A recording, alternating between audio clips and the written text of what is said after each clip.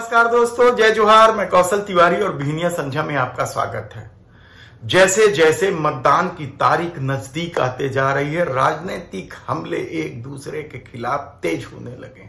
छत्तीसगढ़ में तो जिस तरीके से झूठ परोसा जा रहा है, देश के गृह मंत्री अमित शाह लगातार झूठ बोलते चले जा रहे हैं। इसके पहले देश के प्रधानमंत्री नरेंद्र मोदी जब भी छत्तीसगढ़ में आए हैं, एक झूठ बोल कर गए हैं।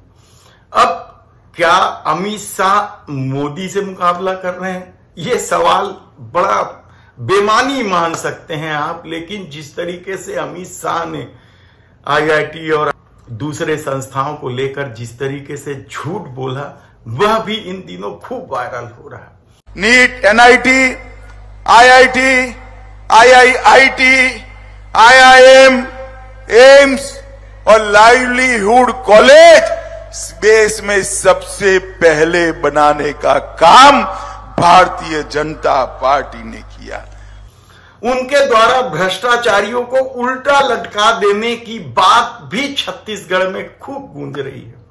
यही नहीं, सांप्रदायिकता को लेकर जिस तरीके से हेट स्पीच उन्होंने दिया है, क्या अब इस हेट स्पीच पे वे बुरी तरीके से फंस गए? क्योंकि कांग्रेस ने इसकी शिकायत मैं सबूत चुनाव आयोग से कर दी है। हालांकि चुनाव आयोग किस तरीके से केंद्र सरकार के अधीन है, वह सुप्रीम कोर्ट ने साफ बता दिया है। ऐसी परिस्थिति में अमित शाह पर कार्रवाई होगी नहीं होगी, कहना कठिन है। हालांकि अभी जो तेवर चुनाव आयोग ने दिखाए हैं, उससे भी यह लगता है कि कार्रवाई हो जाएगी।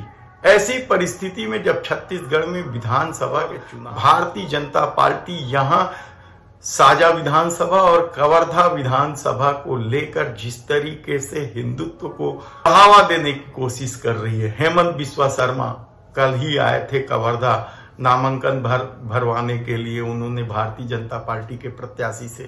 तो क्या अब योगी आदित्यनाथ या प्रवेश वर्मा या कपिल मिश्रा, यानी इस तरह के लोगों को बुलाकर इस शांत छत्तीसगढ़ में हिंदुत्व की लहर पैदा करके चुनाव जीतना चाहती है भारतीय जनता पार्टी? हालांकि भारतीय जनता पार्टी के स्थानीय नेता खुद मानते हैं या जानते हैं कि छत्तीसगढ़ शांत प्रदेश है।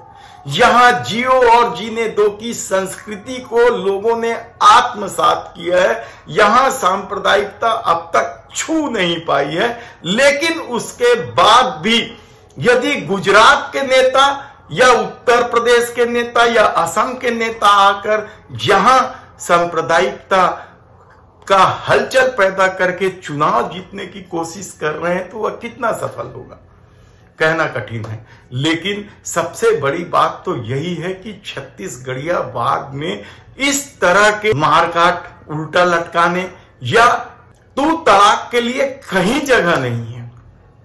लेकिन शायद पूरा चुनाव ही भारतीय जनता पार्टी जब मोदी के चेहरे में लड़ रहे हैं, उनके पास स्थानीय नेतृत्व का अभाव साफ दिखाई दे रहा है या स्थानीय नेतृत्व को पूछा नहीं जा रहा है, तब क्या छत्तीसगढ़ में भी हिंदुत्व के नाम पर नए नए खेल खेले जाएंगे?